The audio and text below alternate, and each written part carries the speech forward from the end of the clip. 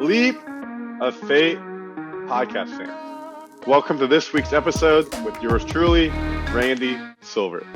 As always, the Leap of Faith is around overcoming adversity, teaching you life lessons, helping you understand how you can achieve your dreams and make them a reality.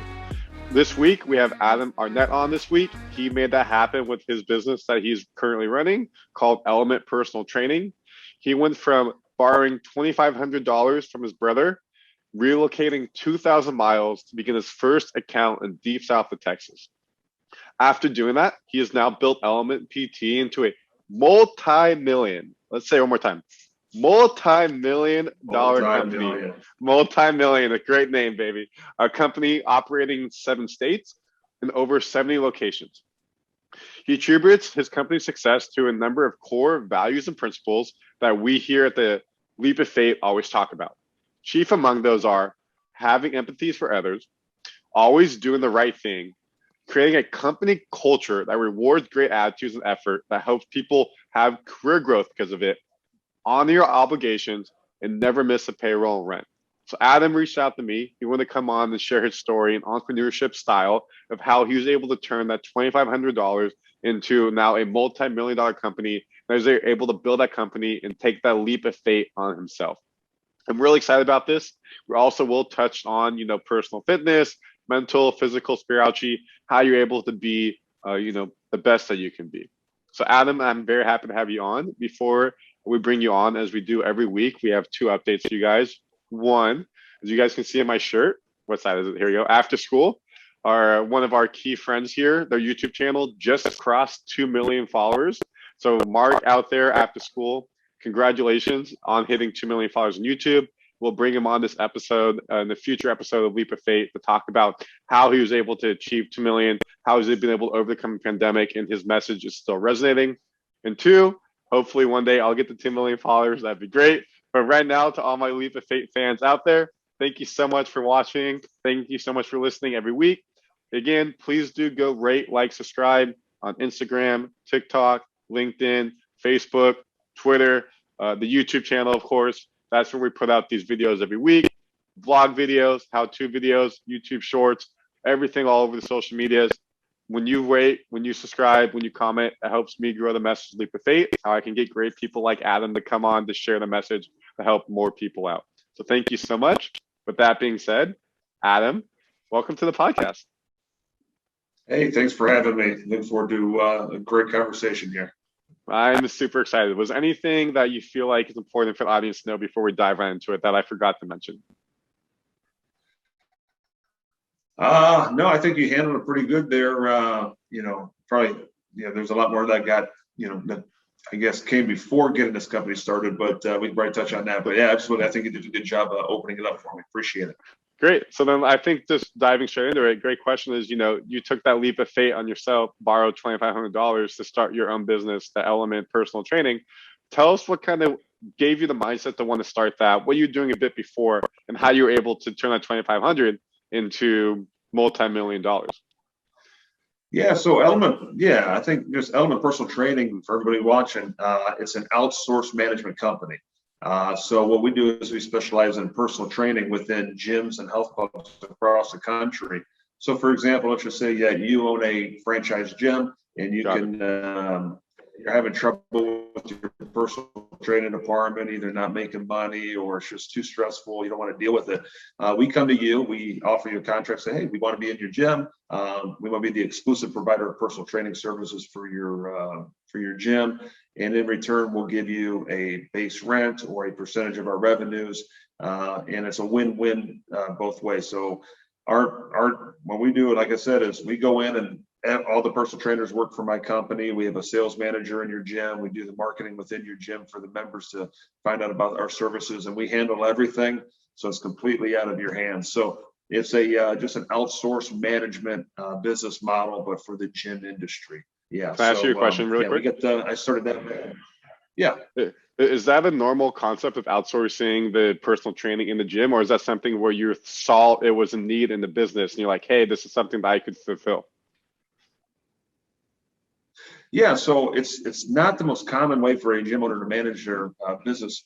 And it's something that I worked with back in 2008 or nine is when I got involved, and I worked for an outsourcing company at the time. So it's been around a long time. Okay. It's just not. It's just a lot of people are, a lot of gym owners like to control everything in their gym, and so this is just a concept that is sometimes brand new to them when they hear from us for the first time. Yeah. Got it. Perfect. So great question. So please continue. Yeah, I'm sorry. One more time. Yeah, please continue. About just how you were able to, Yeah. okay, I had the idea. So before I make it started happen. yeah, there you go. Yeah, I got into the fitness industry in 2005, and I was in my mid 20s, and I thought it was just a cool job. So I spent the first couple of years working for a big company, one of the largest gym companies in America called LA Fitness, and I was one of their selling memberships and working my way on the general manager side. And I had dreams of being a district manager for them because they made, some of them made $200,000 a year as a district manager. So I thought that was pretty cool. Yeah, so I aspired for that, and a couple of years there. Didn't quite get to that district manager position. I think I felt like I did everything I could to do it, but the company culture just wasn't the best. And so I stress company culture now with my company because I spent a few times, going from LA Fitness for a couple of years, went into and joined another company in the outsourcing personal training world, and worked for a couple of companies doing that. And my whole purpose of that was, at some point, I thought, man, if I could just be the top person in the company and find a way to earn what some would say a sweat equity, right? A percentage of ownership in the company by doing such a great job of being loyal. I thought that was my route to being a millionaire, right? And making it big in the fitness industry. And I did that from, so I had journeys in and outside of fitness clubs from 2005 to 2013 before I started my company. And in 2013, I finally had my last straw, trying to work for someone else. I'm a business mindset. I want to do, I want to have something of my own. And so 2013 is when I struck out and did sort of my first account with Element Personal Training, all on my own. And that's where you open up with that story of, I'm not embarrassed to say it, but I think that was 2013, so that was 8 years ago. I would have been 35 and broke. Okay, hey, I'm not afraid to say it. I've been broke a few times in my life since I became an adult, and usually it's from chasing a business idea or just once again being confident in my sales ability that every month I could spend it all and then make it back the next month as a salesperson, right, type of thing. Yeah. So, but yeah, I had to go to my brother who's been very successful his whole life in real estate development and just say, hey, I need this. I need $2,500 is all I need to get this started. And I had him paid back very quickly after that, and been doing well ever since. Was he hesitant to give you the money, or did it take some convincing, or was it something like, hey, I have faith in you, you can make this happen? Well, he had faith in me, and I had a proven track record with him before. I tried another business like back in 2004. Before I got into fitness, it was a magazine publishing business in Houston, Texas, and he loaned me some money to go be able to buy an existing magazine. And I did that for about a year, but I had him paid back. So, so I think, being able to borrow money and pay back is a very important thing. I don't think if I hadn't been able to have that kind of history with him, even though he's blood, my brother, I don't think he would have taken the chance on it. But no, thankfully he did. And I appreciate that. And from that day forward, that was the last time I ever had to borrow money for anything to do with my businesses. And what was the $2,500 for to get started? Yeah, I needed a laptop. I needed to be able to get into a very cheap apartment, and I needed to be able to, just get a few other odds and ends, some staff shirts made and printer and stuff like that. So it was a shoestring budget for sure, and but got in that first gym, all under my own account, 100% my own company, and is off to the races after that. And what was that first, say, 3 to 6 months like? The grind, trying to acquire clients, because a lot of people say, hey, I turned that 2,500 to 2.5 million, But what was some of the things you dealt with that you had to overcome adversity in the grind to, become a point where you start to hire other people, you move up the corporate ladder in that sense? Yeah, well, I was super confident on how to do the business because I had already been managing this business, this type of business for other gym owners and for the other outsourcing companies. So I've had 6 or 7 years of solid experience doing what I was setting out to do. And the business is quite simple. It's a personnel business and it's a sales business. So I knew that I could go into this first account and I was the one that was going to be in the gym. I was going to be my own club manager on this. And I knew that I could sell the training. I could get to the members and show them that, hey, our personal trainers are going to be the way to get this done. And I knew I could create business. And so that was the first step, was to go in for those first 3 to 6 months, like you said, establish that I could get this business going, hire some of the personal trainers to service the clients that I was selling the program to. And then from there, just making sure that I could replicate that I could bring on and recruit a personal training manager to take my position away so I could go and secure other accounts and keep the company growing that way. Love it. And once you had that repetition, you had the replication, when you started going to different gyms and saying, hey, we're doing this at gym A, we want to be able to do this at gym B, how did that type of conversation go?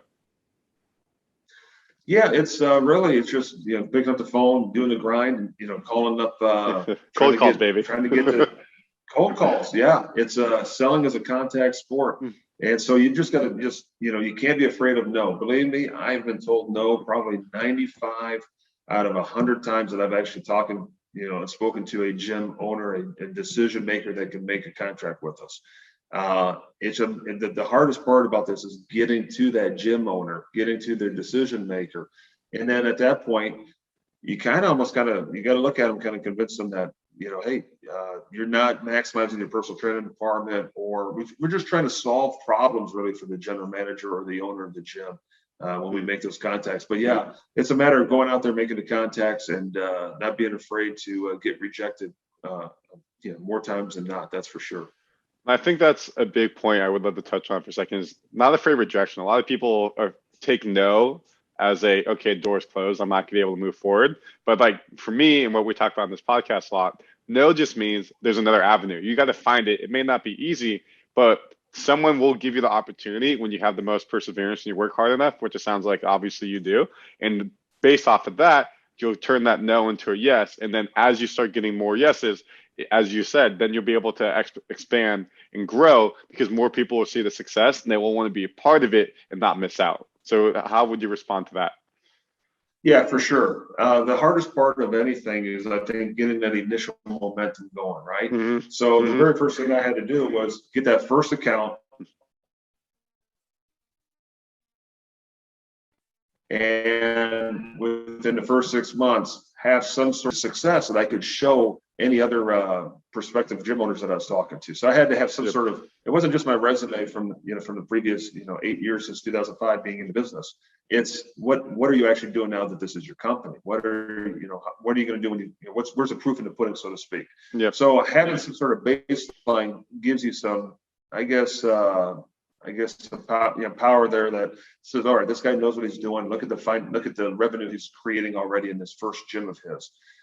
From then on, it's really just persistence, consistency, trying to follow up with those gym owners, get FaceTime with them, get that meeting going, and again, solve problems. Selling anything is about creating a solution. Find out what their problem is.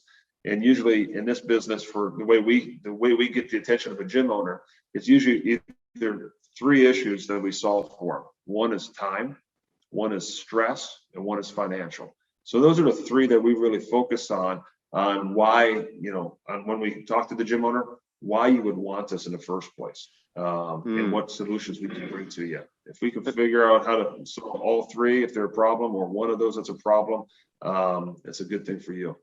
I love that. And so to put you on the spot here, if that's okay, you said time, stress, financial. What are the 3 things that you solve if I owned a boutique gym and you came to me and said, hey, Randy, we think Element would be a good fit for you guys? Yeah, for your show? That's what you're saying? Or just in general, just like in a hypothetical. If you cold call me and said, hey, Randy, we see you on the string of gyms. this is how we Oh, could benefit you. gotcha. Yeah, so one might be that you're the gym owner, you're working every day in the gym, and I'm like, okay, well, how much time do you spend interviewing trainers, finding new trainers after replacing them? How much time do you spend working with your personal training manager? You know, how much of that time is spent doing managing the personal training department? Whereas you would be able to, if that was freed up, where would you'd be able to spend that time now on getting new members into the gym? 100%, a lot more focused time on getting new members to the gym and letting us do our thing. On the stress side of it, you know, not many gym owners are able to, you know, if they're independent or smaller gym owners, they're very stressed out. Again, how do you like it if you finally get to, you know, your wife finally convinces you to take a 10-day vacation, you've been putting it off for 2 years, and you're on the beach, and all of a sudden you get a phone call, then your personal training staff just quit. Yeah. Wow, you know, that's going to be a lot of stress on you. Why would you want that? You know, that's another thing. Also, just customer service complaints or customer service that, and then the financial part of it. You know, 50% of the gyms out there, we find out, are either breaking even on their personal training or losing money on their personal training department. And so, like, the purpose of business is to be making money. So if we can come in and guarantee you a financial, you know, a positive financial flow, and we handle all the stress, all the time, all the responsibilities of it, it should make financial sense for that gym owner to do that with us, for sure. That makes sense. And I actually didn't know that I would assume that the personal training was just like built into the gym. I didn't realize there was this own separate department that people had to manage, run day to day. So like I can see from a gym owner and boutique, as you just said, in the 3 ways, that would make a lot of sense for you to be able to help them. So let me ask you this question in a different way. So we can see that you're very knowledgeable in terms of the personal fitness, you know, how to take care of that.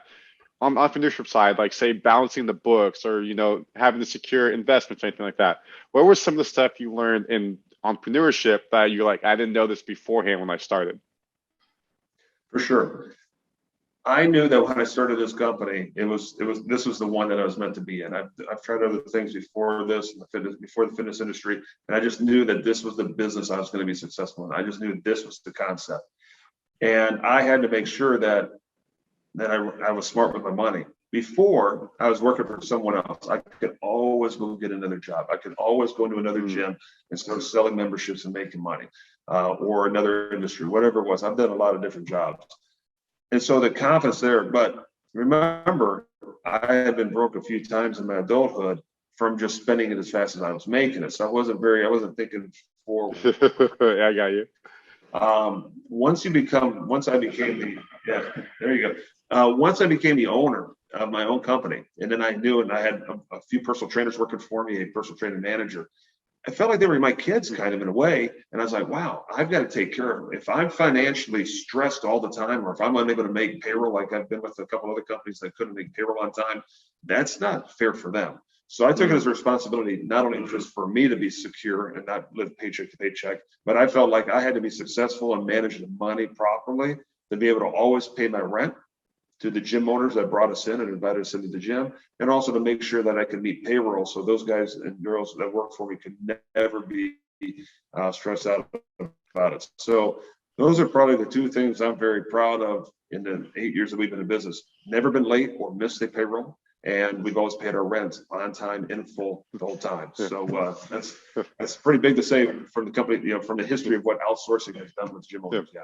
And I would assume, based off all that, your turnover of your personal trainers, people below you, is probably the industry average, let's say, is 2 weeks. I know it's probably super small, but like probably have employees who stay with you so much longer because they, 1, feel invested in the company, 2, the company culture is better, and 3, they see the effort and the love you bring into it, and it makes them want to stay and not work for somewhere else where maybe it's a little bit more of a rougher patch. Would you agree with that?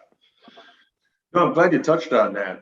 IRSA, it's the industry, it's the industry organization for health clubs and gyms, and they do all the data, they do all the research, they go and, go to the politicians and, try to get policy for us and so forth and protect our interests.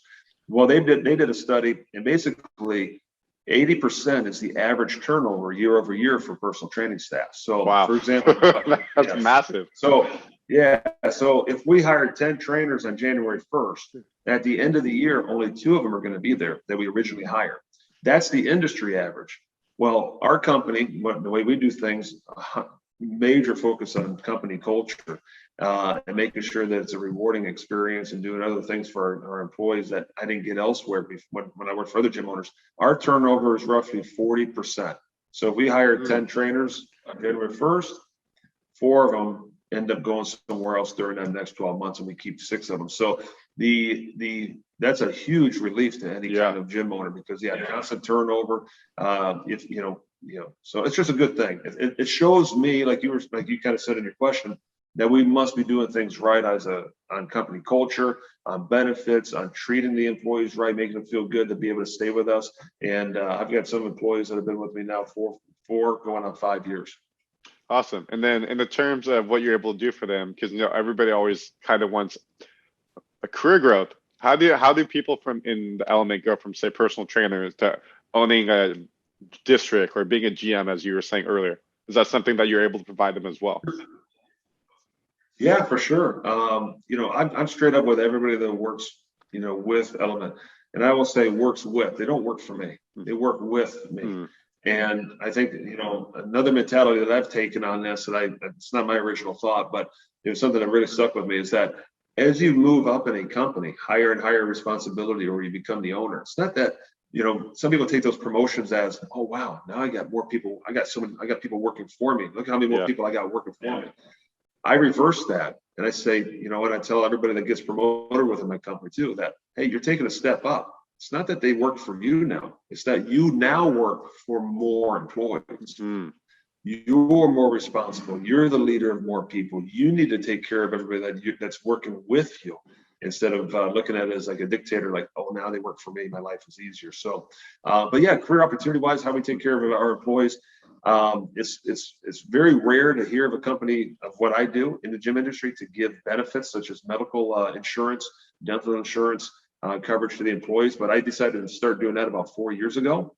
And it was the best thing, is instead of saying, well, it's going to take away from my bottom line, it was more like I looked at it as, no, it's an investment into my company. It's an investment into retention, also in recruitment. It's people, we talk to trainers like, wow, I can get insurance through you guys. Yeah. Oh, wow. I've been working with this gym for 4 years and I've never had it, type of thing. So the insurance, I even started also an IRA retirement account. I'm like, oh, wow, if anybody's that's with me awesome. for many years, it's unheard of. Not many people take advantage of it as they should.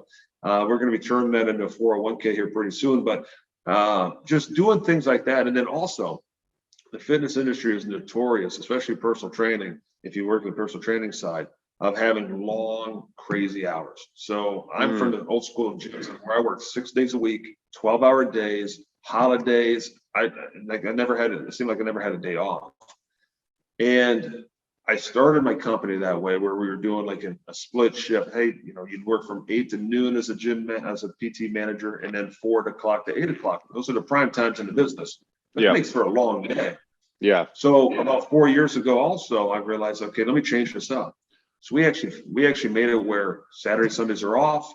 You get out of the gym now at 5 p.m. on a Friday, so you can enjoy your life. We just really reworked the way we do. I give days off like they're candy, going out of style. If somebody wants a personal day off, there you go. I used to be hardcore about it when I was working for someone else. And I'm like, no, you can't have a day off because it's going to cost me money as your manager because you're not producing. Well, now I found out that if you're a happier employee, you produce. Yeah. Or manage your own time. Like if somebody calls me up today and says, hey, I need Friday off, for personal reasons, go for it. Good, do it. But they know that their numbers have to be where they need to be. It puts actually more pressure on them to produce it because they feel more guilty if they don't have the good numbers to justify it. So I believe in giving everybody, just make your workplace a little bit happier. You don't have to be such a dictator about things. And just remember, I think happier employees mean happier customers and also a happier boss. Yeah, I completely agree. And it almost sounds like you're running the company as like a tech startup in the Bay Area where you get the worker benefits, you get the free food if in your office, things like that. And as a result, those companies produce great results as we see in stock market and whatnot. Same thing for you in the fitness industry by you producing these type of benefits for your employees, excuse me, for the people that you work with, they're able to stay with you longer, which makes your life better, of course, the company better, and also in turn probably makes the gyms happier, the clients happier, and everyone all around is just at a higher level of efficiency because of it. Yeah, for sure. So, you know, again, gym's a little bit different. We're not as intellectually, trying to design, Yeah, all this, some coding and whatnot. Yeah. Stuff. You're trying to Yeah. design 20 biceps. That's what However, you're trying to do. there you go. Yeah, I'll save you the embarrassment, and then we'll show you mine. So I'm not going to flex in front of you, okay? But no, I think, the personal training industry, fitness, it's especially with COVID out there and, pandemic, the shutdown, everybody's wondering what to do. And, I believe that the best vaccine is always an exercise routine, be as fit as you can, physically, mentally, spiritually, and take care of yourself. And, you might get sick, but you might not get as sick, or, that type of stuff, or you can recover faster, stronger, that type of thing. And, just, I think in general, the personal training industry, we might not be, coding the next big Apple invention or something, but we are coding, hope in people. We are coding, results and health and fitness and a change of lifestyle. It's amazing to see somebody come in 100 pounds overweight, 50 pounds overweight. And, 6 months later, 8 months later, they're a brand new person. They've lost weight. Their life is better. They're just they're more confident. Give me goosebumps just thinking about it. I'm lucky and blessed, and I think by fate, to have a business where it's not. I know that if what we're selling, as long as we hold our trainers accountable to servicing those clients, and those clients come in and use our service, it's a win. They're going to see results. It's not snake oil. And I love it. It's not a car that's going to break down or this or that. This is something that is a change of life for people. So very happy to be doing that. Yeah. I want to touch on that in 1 second, but at the first part of that, you talked about COVID, and obviously we know with the lockdowns, gyms shut down, going back to gyms, wearing masks and whatnot. From a business perspective, how was it trying to navigate that through the heat of COVID and as we still go on with it today? Absolutely. We operate in multiple states. So, in the South, in the Northeast, in the upper Midwest. So we got it from all different angles. We had, different governors that have been doing different things, right? Different local, then you have to answer to the local government. Some cities had a harder shutdown or forced shutdown or mandates on masks and so forth. And then also we have to remember, we don't own the gyms. We're guests of the gym. So if the gyms are being shut down, we're out of business as well. So whatever the gym owner has to go through, we've had to make some compromises, whereas the gym owner might come to us. We've had one say, hey, we want you wearing masks at all times if you're on the clock. And we're like, okay, that's fine. Let's go ahead and do that. So we've had to maneuver between, ordinances, mandates, this and that. So it's interesting to see, like we have a big operation in New Jersey, a lot of locations in New Jersey. So and that was one of the hardest shutdown states for gyms. It almost lasted, I think, almost 6 months. Whereas some of our locations in Ohio were shut down for about 2 months. Georgia was only shut down for about 6 weeks, if that. So they all kind of came back online differently. You have to kind of adhere to everything. But I think people are more educated about COVID. I think the stats are out there, and they see the benefits of the gyms and the fitness. And I can't recall during this whole time, during the pandemic and post-pandemic or post-shutdown period, I suppose, of any major cluster or major COVID worry coming out of any of our gyms that we were in. That's great. So so the gym stepped up their cleanliness and the cleaning system that they have. And I think people are just, once again, I think people are smart. And I think when you're in a healthy environment, I think it's not going to, like I said, we've been fortunate. We haven't had any major clusters or anything like that. Super spreaders, I guess, is what it's called. Yeah, there you go. And I love that. And like you said, based off of the state, they came on different lines. Were you guys able to do anything, say, virtual online classes for the personal trainers to still be able to help out their people while they're stuck at home? Yeah. So what we did, we weren't. That's not really our business model. Yeah, because you're in the gym, of course. Yeah, so our focus is one-on-one, the personal interrelation. But what we did was just we created some free, a couple of our trainers we kept on staff during that time, and we had them do just free online classes, a couple times a day where they would get on and all of our clients will be able to get on there and learn how to work out from home. We didn't know if the shutdown was going to last 2 weeks, 2 months, 6 months. So we really didn't. I didn't want to change and do too much.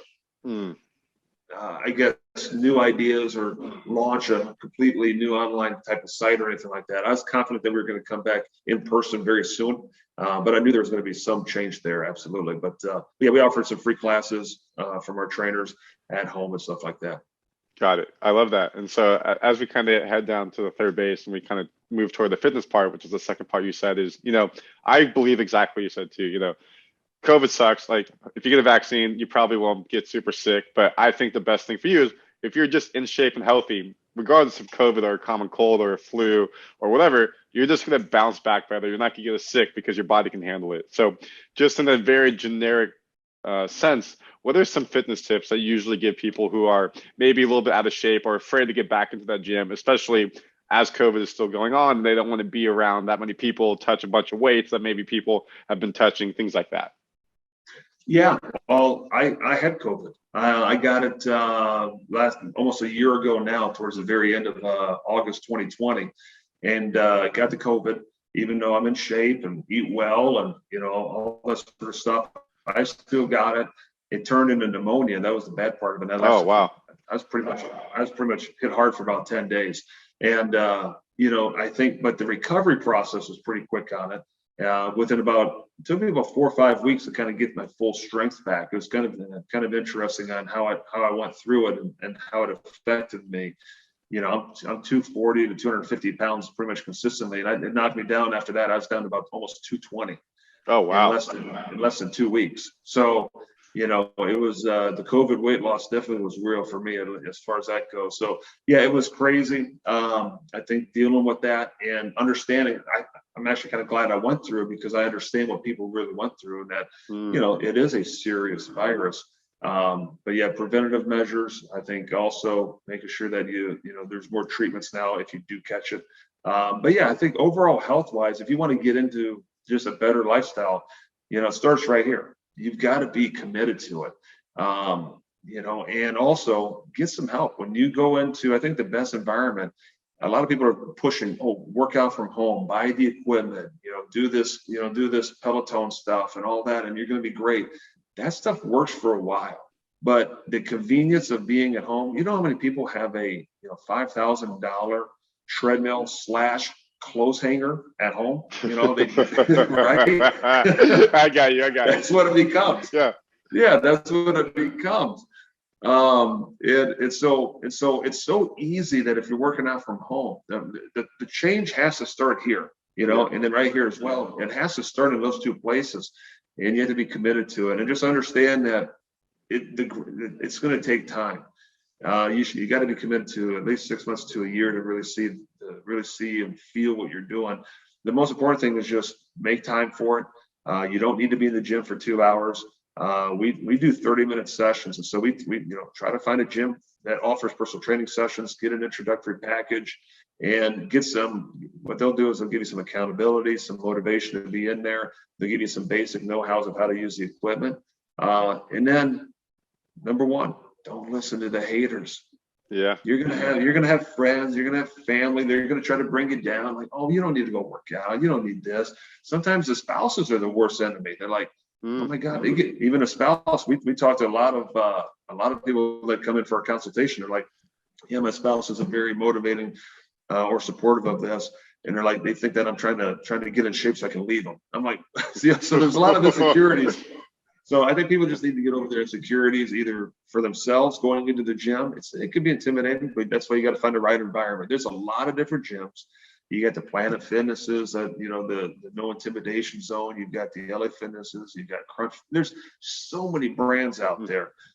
Find an environment that when you go in there and you maybe test it out for a week, you enjoy it. It feels good. It makes if it's clean enough for you.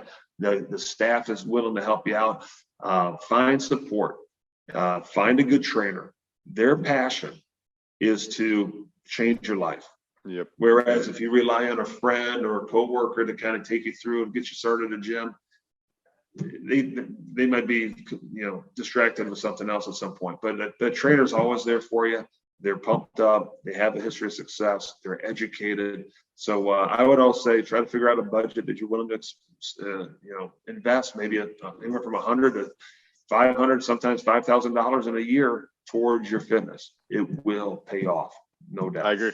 I think you made a great point there. It starts in your head, which is like, if you're not going to mentally make the change for yourself, you may do something for a week, 2 weeks, month, you're going to fall back in the same patterns. You got to want to make that change. It's not going to be easy. It's going to be hard.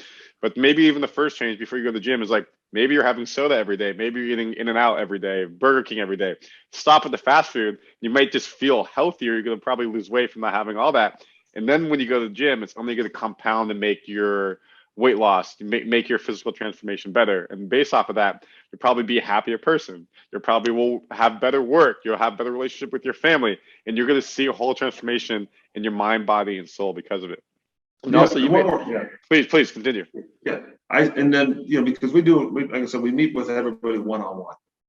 And they'll tell you things that they don't tell their spouse or their best friend about what's bugging them. And the number one thing also about this is you have to do it for no one else but yourself. If you're doing it to impress that guy or that girl or your husband or your ex or this person, that person, if you're trying to do it, be in better shape in hopes of catching their attention or their affection or whatever it is, that person's going to let you down. You have to do it for yourself, that person in the mirror every single day. That's the biggest motivator for me is don't let the person in front of you in that mirror, don't let that person down. They're the only person to blame and the only person to go ahead and get you to where you need to be as well. So everything stops with that person in front of you in that mirror. And I love that because in my last week's episode, we talked about that with Julia and Ikai finding your personal happiness. And she talked about looking in the mirror every day, journaling every day, and seeing the goals in her eyes or seeing the goals on the paper. And based off of that, she knew how to stay with it because if she didn't, she only had herself to blame, which is the same concept you're saying. But the other thing I want to say as well, I'm 28. I'm very healthy. I work out daily. I'm in very good shape. I got COVID twice. And both times, same symptoms, knocked me out, smell, taste. I lost like 15 pounds as well. It took me like a month, 2 months. I really felt back to normal. So COVID doesn't care how big you are, 250, 150, doesn't care how tall you are, 6'4", 5'8", whatever. It's going to get you there. And like, if you get it, unfortunately, hopefully you are in shape. Hopefully you've done precautions to make sure you don't end up in the hospital, anything of that nature. Adam, I think you made a lot of great points today. As we kind of round towards third, is there anything else that we haven't touched on you think is important for the audience to know? Well, no, just I guess maybe make sure haven't seen things. I'm trying to get out there on social media and stuff like that, and just I think I have a lot of good points to say as far as business and living and life or whatever. So try to find me on social media out there. I'm sure you'll plug that on your show somewhere. We'll touch on that in 1 second. But I have one more question for you. Element personal training. What's the future of Element personal training? As you said, you're in states around the U.S. What's the goal for you as an entrepreneur? How do I get my business continuing to grow to the next level? Yeah, I see the biggest thing for us is I just want continued growth. The biggest thing about the growth is that it's not necessarily for me in my pocketbook. I don't spend it. I don't even know it's like a $10 watch. It's not about my money. I spend money on eating, good steaks and a nice vacation once in a while. That's where I spend my money. I like to see the growth. I love to see the opportunity in my company. And I think as a business owner, if you're out there and you're only going to do it for the money, you're not going to build a lasting legacy or a lasting business. And so I try to make sure that I take care of the company culture, lead with empathy, make sure we value, good, work ethic, value a great attitude of work, treat others as you'd want to be treated on, as well, the golden rule, right? And I don't know if I can say it, but one of the things I'm big on saying is and admitting is that I'm a recovering a-hole of a boss. And when I worked before I started Element Personal Training, the other company cultures I worked for, I think the biggest lesson I took is that they valued the wrong things. They valued putting money in front of everybody. And it was all about dictating and being threatening, and your job is on the line every single day, it seemed like. And it was stressful and it wasn't fun. And so I vowed that when I started my company, I would make sure that I changed that I would make Element Personal Training a great place as a company culture. And that's the only reason for our growth. That's the only reason we can operate in multiple states, is because the company culture is the foundation of it all. And if you're trying to build a company just off of selling and revenues and how much money you can make, your company culture is you might be able to grow quick, but it's going to collapse quick onto itself, because everybody's up for themselves and watching their back versus trying to take care of everybody. And like I said, the example earlier was, as a personal training manager for us, we want you to make the sale for mainly two people. One, for the customer's interest, but also to give that personal trainer another client so they can go ahead and earn an income. And if you can focus on those two things, then your income is going to be taken care of. So, but growth wise, our focus is to try and double the size of our locations over the next 36 months. Double also the revenue that we do, which would put us way up there. It's pretty good. What we do now, but I think just try to really make sure that Element Personal Training is a recognized brand in the gym industry that not only does a great service and has a great plan for the gym owners, but also is a place for fitness industry employees to go and have a great career, whether short-term or long-term. That's the growth that we want to see. Love that. And I think you have done a great job today. Three sharing key points. One, when it comes down to the company, culture is number one. If you don't have a good company culture, as you just said, things are going to go haywire and it's not going to turn out to be the long-lasting business you want. Two, I think you also just said as well, if you're in entrepreneurship just to try to make a buttload of money, you're not going to be successful. You're not in it for the right reasons. You're probably going to, one, burn out of the business you're in because you're not actually enjoying it. And two, those long days, long hours when you're not seeing any money come in because it takes a lot to get to that point, again, you're going to probably burn out over that. So you need to find that passion. As you said, you went through multiple businesses before you started Element, and now you feel like you hit what your core values are, what your beliefs are, what you love and passion, and we can see it thriving. And three, just be fit. Hopefully out there, be fit, try to work out as much as you can, and you'll live a better life, mind, body, and soul when you are fit and you have that type of stamina in your life. Anything else, Adam, before? Anything else? If not, we'd love for you to plug your socials. That way people can find you. And everything he says will be in the bio of Apple, Spotify, YouTube, however you're listening or watching. Yeah. Hey, just like you ended there, number three, take care of yourself. Yeah. Mind, body, soul, everything. Continue to be educated, continue to gain knowledge. I'm always hungry for education in the sales, leadership, anything I can get my hands on. It's fun to learn that stuff and then implement it and bring it into my company. Fitness wise, always make sure you try to find time. There's 24 hours in a day. You could find a few days a week where you spend an hour at it and really work on your physical fitness, because if you're not strong enough, you're going to always be worn down, and that's going to cause you stress. And it's spiritually, just make sure you're doing things for the right purpose. Make sure you're treating others as you want to be treated. Find a good spiritual thing and to be, whatever it is, be believing in it and let it guide you. That's always important. As far as just finding me, I think at Adam Arnett Fitness is where I'm at on Instagram. LinkedIn, you can just type in Adam Arnett, Element Personal Training. I'll come up on LinkedIn. So I put up daily videos and, anything I could do. I'm really starting to try to do that just to put knowledge out there, get the conversation going, and let people know what we do as a company.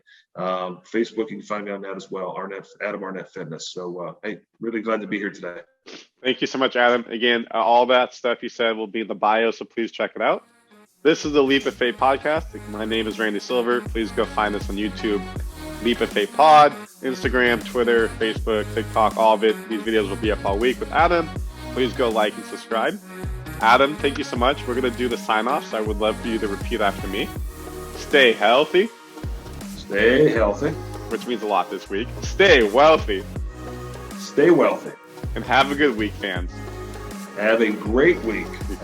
Great week. Deuces. All right. Bye, everybody. Have a good week.